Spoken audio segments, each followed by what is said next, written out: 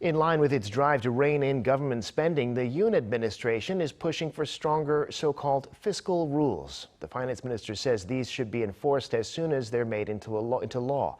Under the new rules, the ministry aims to keep the deficit-to-GDP ratio under 3%. Eum Ji-young has the details. Amid concerns that South Korea's national debt could be getting out of control, the government is pushing to tighten its belt with stronger fiscal rules. At an emergency economic ministers meeting on Tuesday, Finance Minister Choo Kyung-ho said the new rules to rein in the country's spending should be put into effect as soon as the legislation process is complete at the National Assembly. The new fiscal rules will be included in the National Finance Act in order for them to be legally binding. As soon as they are passed at the National Assembly, they will be applied to the following budget bill.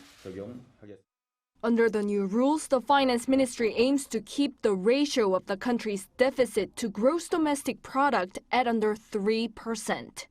In other words, each year's government spending minus income, excluding certain programs, cannot be more than 3% of GDP. This is down from about 5% set for this year.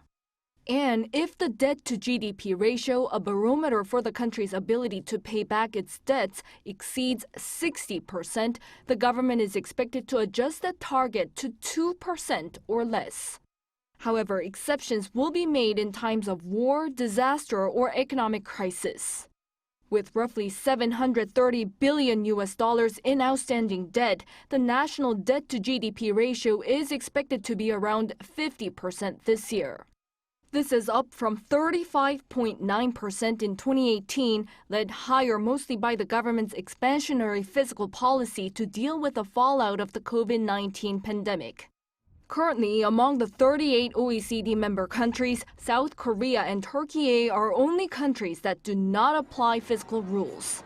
The previous administration had also come up with similar fiscal rules, but they were not put into law because they were proposed with a 3-year grace period. An expert says the government should keep the national debt in check. It is dangerous to significantly expand the fiscal budget amid soaring inflationary pressure. However, the government should keep supporting the socially vulnerable and low-income households with the increase in the budget. Eum Ji-young, Arirang News.